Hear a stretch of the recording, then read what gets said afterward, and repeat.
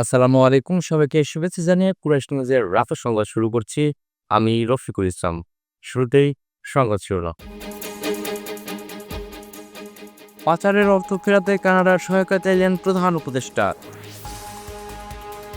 ব্রাহ্মণবাড়িয়ায় জমি নিয়ে দুপক্ষের সংঘর্ষ, নিহত 2, আহত অন্তত 5। সুদানে ভয়াবহ হামলা ও সংঘাতে নিহত 65, আহত অন্তত 130। এবং আন্তর্জাতিক ক্রিকেট থেকে বিদায় বলছেন লঙ্কান তারকা ওপেনার দিমুথ করুণারত্নে। এবার বিস্তারিত, শুরুতেই জাতীয় প্রসঙ্গ। মূল্যস্ফীতি কমাতে আরও 2 থেকে 3 মাস লাগবে বলে জানালেন অর্থ উপদেষ্টা ডক্টর সালেউদ্দিন আহমেদ। মঙ্গলবার সচিবালয়ের সরকারি ক্রয় সংক্রান্ত উপদেষ্টা পরিষদ কমিটির বৈঠক শেষে একথা বলেন তিনি। অর্থ উপদেষ্টা এ সময় বলেন, আসন্ন রোজার নিত্যপণ্যের দাম নিয়ন্ত্রণ রাখতে আরও কিছু পদক্ষেপ নেওয়া হবে। এসব উদ্যোগের ফলে আগামী জুন নাগাদ গড়ে মূল্যস্ফীতি 6 থেকে 7% নেমে আসবে। তিনি আরও বলেন, অনেকেই বাংলাদেশের অর্থনৈতিক অবস্থার সঙ্গে শ্রীলঙ্কার তুলনা করেন, যা ঠিক নয়। চালসহ বিভিন্ন দরকারি পণ্যের সরবরাহ এখন থেকে আর কমতে দেয়া হবে না বলেও জানান তিনি। ৩১ দফা বাস্তবায়নের লক্ষ্যে ঢাকা 5 আসনে বিএনপির কর্মশালা অনুষ্ঠিত হয়েছে। মঙ্গলবার দুপুরে রাজধানীর গোলাপবাগ মাঠে এ কর্মশালার আয়োজন করা হয়। যাত্রাবাড়ি, শ্যামপুর, কুতুবখালী, ধোলাইপাড়, শনিয়াখড়া সহ এর আশেপাশের এলাকা থেকে বিএনপির ও এর অঙ্গ সংগঠনের নেতাকর্মীরা কর্মশালায় উপস্থিত ছিলেন। এ সময় ৬১ নং ওয়ার্ড যুবদলের তরুণ নেতা মশিউর রহমান নাদিমের নেতৃত্বে একটি গণমিছিল কর্মশালায় যোগ দেয়। বিএনপি ভারপ্রাপ্ত চেয়ারম্যান তারেক রহমানের ৩১ দফা দাবি বাস্তবায়নের এ সময়ে সবাইকে ঐক্যবদ্ধ হয়ে কাজ করার আহ্বান জানান কেন্দ্রীয় নেতৃবৃন্দ। বাংলাদেশ থেকে পাচার হওয়া বিলিয়ন বিলিয়ন ডলার ফেরত আনতে কানাডার সহায়তা চাইলেন অন্তর্বর্তী সরকারের প্রধান উপদেষ্টা অধ্যাপক মোহাম্মদ ইউনূস। মঙ্গলবার দুপুরে রাষ্ট্রীয় অতিথি ভবন যমুনায় ঢাকায় নিযুক্ত কানাডিয়ান হাইকমিশনার অজিত সিংয়ের সঙ্গে সাক্ষাতের সময় সম্পদ শনাক্তকরণ, জব্দ এবং পুনরুদ্ধারের সাহায্য চান তিনি। প্রধান উপদেষ্টা এ সময় বলেন, শেখ হাসিনার একনায়কতন্ত্রের সঙ্গে যুক্ত অলিগার্ক, স্বজন পোষণকারী ও রাজনীতিবিদরা বাংলাদেশ থেকে শত শত বিলিয়ন ডলার চুরি করে নিয়ে গেছে, যার একটি অংশ টরন্টোর কুখ্যাত বেগমপাড়ায় সম্পদ কেনার মাধ্যমে পাচার হয়েছে। ঢাকা বিশ্ববিদ্যালয়ের শিক্ষার্থীদের স্বাস্থ্য সেবা দেওয়ার জন্য 7 দিন ব্যাপী মেডিকেল ক্যাম্পের ব্যবস্থা করল শিফা student health institute for all. Surya Sen হল ক্যাফেটেরিয়ার সামনে এই মেডিকেল ক্যাম্প উদ্বোধন করা হয়। ঢাকা বিশ্ববিদ্যালয়ের ঘুরে এসে বিস্তারিত জানাচ্ছেন আমাদের সিনিয়র রিপোর্টার আবু তাহের নয়ন। ঢাকা বিশ্ববিদ্যালয়ের শিক্ষার্থীদের প্রাথমিক স্বাস্থ্যসেবায় আওতায় আনার জন্য 7 দিনব্যাপী মেডিকেল ক্যাম্প শুরু করল ঢাকা বিশ্ববিদ্যালয়ের শাখা শিবির। বিনামূল্যে প্রাথমিক চিকিৎসা ও সাথে ফ্রি ঔষধ সরবরাহ করছে সংগঠনটি। গেল বৃহস্পতিবার ঢাকা বিশ্ববিদ্যালয়ের সূর্যসেন হল ক্যাফেটেরিয়ার সামনে এ মেডিকেল ক্যাম্পের উদ্বোধন করা হয়। ফ্রি যেহেতু করাচ্ছে, এটা সকল স্টুডেন্ট যেরকম সকলেরই স্কিনের প্রবলেম থেকে যায়। এখন স্কিনের প্রোডাক্টও অনেক আপনার কস্টলি হয়। এখন এটা ফ্রি দেখাচ্ছে, আবার ফ্রি মেডিসিন দিবে। যদি ভালো হয় তাহলে তো অনেক ভালো হবে। অবশ্যই এটা একটা ভালো মানে উত্তম পদক্ষেপ, কারণ অনেক সময় দেখা যায় যে আমাদের ব্যস্ততার কারণে আমরা হাসপাতালে যেতে পারি না, অনেক সমস্যা নিয়ে বসে থাকি।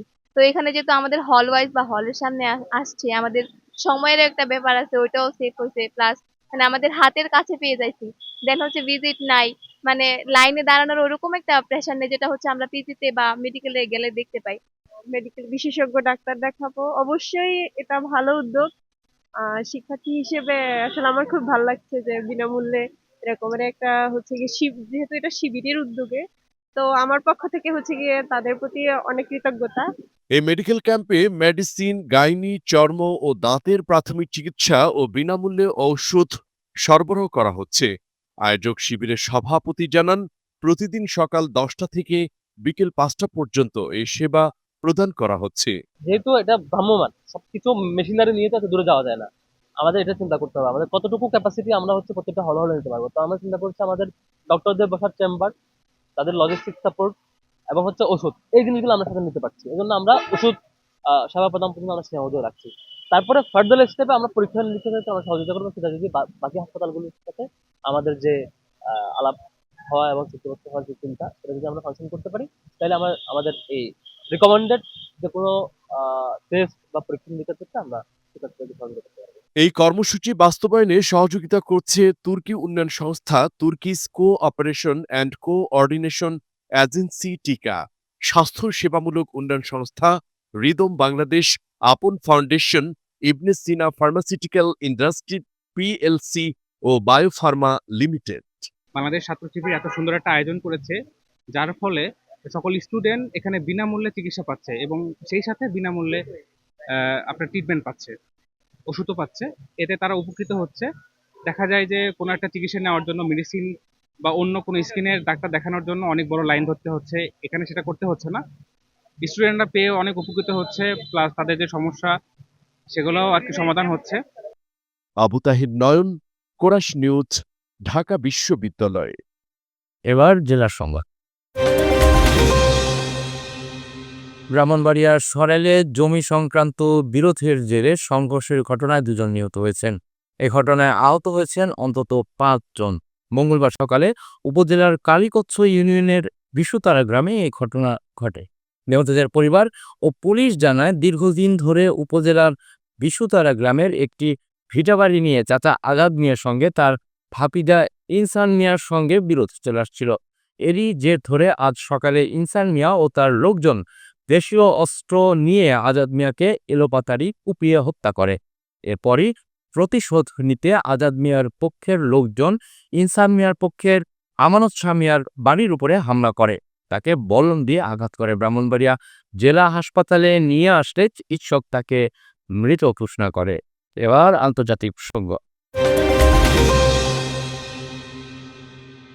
উত্তর আফ্রিকার দেশ সুদানে ভয়াবহ হামলা ও সংঘাতে অন্তত 65 জনের মৃত্যু হয়েছে, আহত হয়েছেন 130 জনেরও বেশি। মঙ্গলবার বার্তা সংস্থা এএফপি এক প্রতিবেদনে এ তথ্য জানায়। এএফপি জানায়, সুদানের ক্ষমতার দ্বন্দ্বে সামরিক ও আধা সামরিক বাহিনীর মধ্যে বিধ্বংসী যুদ্ধ চলছে। সেই ধারাবাহিকতায় দেশটির দক্ষিণ ও পশ্চিমাঞ্চলে ভয়াবহ লড়াইয়ে এই হতাহতের ঘটনা ঘটে। নিহতদের মধ্যে সাউথ কর্ডোফান প্রদেশের রাজধানী কাদুগলিতে কামানের গোলাবর্ষণে 40 জন নিহত এবং 70 জন আহত হয়েছেন। পাশাপাশি দক্ষিণের দারফুরের রাজধানী দিয়ারলায় সামরিক বিমান হামলায় 25 জন নিহত এবং 63 জন আহত হন। দেখাবো খেলার খবর। আন্তর্জাতিক ক্রিকেটকে বিদায়ের সিদ্ধান্ত নিয়ে ফেললেন শ্রীলঙ্কার তারকা ওপেনার দিমথ করুণারত্নে। অস্ট্রেলিয়ার বিপক্ষে ঘরের মাঠে চলমান সিরিজের দ্বিতীয় টেস্টের পরই জাতীয় দলের জার্সিকে বিদায় জানাতে যাচ্ছেন 36 বছর বয়সী এই ওপেনার। 2011 সালের জুলাইয়ে শ্রীলঙ্কার হয়ে আন্তর্জাতিক ক্রিকেট অভিষেক হয় দিমুখ করুণারত্নের। ম্যানচেস্টারে সেই ওয়ানডে ম্যাচে শ্রীলঙ্কার প্রতিপক্ষ ছিল স্বাগতিক ইংল্যান্ড। 2012 সালে প্রথমবার শ্রীলঙ্কার হয়ে টেস্ট খেলতে নামেন তিনি।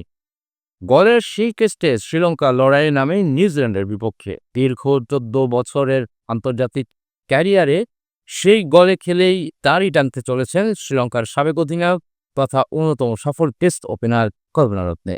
সংবাদ শেষ করব বিনোদন অঙ্গনের খবর দিয়ে। জনপ্রিয় নায়িকা পপির বিরুদ্ধে জমি দখলের চেষ্টার অভিযোগ উঠেছে। এ নিয়ে তার বিরুদ্ধে থানায় জিডি করেছেন নায়িকার বোন ফিরোজা পারভীন। সোমবার খুলনার সোনাডাঙ্গা মডেল থানায় জিডি করা হয়। বিষয়টি নিয়ে পপির মা মরিয়ম বেগম গণমাধ্যমকে বলেন, বিয়ের পর 5-6 বছর ধরে স্বামীর প্ররোচনায় নানাভাবে হুমকি ধামকি দিচ্ছে পপি, তার বাবার জমি দখলের চেষ্টাও করছে। পপির মেজ বোন ফিরোজা পারভীন বলেন, পপি সবার বড় হয়েও বাবার জমি দখলের চেষ্টা করছে অনেক বছর ধরেই। বাবার মৃত্যুর পর থেকেই পপির মাধ্যমে হয়রানির শিকার হচ্ছেন তারা। পাশাপাশি পপি পেশির শক্তি ভয়ও দেখাচ্ছে বলে অভিযোগ করেন তিনি। সংবাদ শেষ করার আগে সংবাদ শিরোনামগুলো আবার একবার। পাচারের অর্থ ফেরাতে কানাডার সহায়তা চাইলেন প্রধান উপদেষ্টা। ব্রাহ্মণবাড়িয়ায় জমি নিয়ে দুপক্ষের সংঘর্ষ, নিহত 2, আহত অন্তত 5। সুদানে ভয়াবহ হামলা ও সংঘাতে নিহত 65, আহত অন্তত 130। এবং আন্তর্জাতিক ক্রিকেট থেকে বিদায় বলছেন লঙ্কান্তার ওপেনার দিমুথ করুণারত্নে।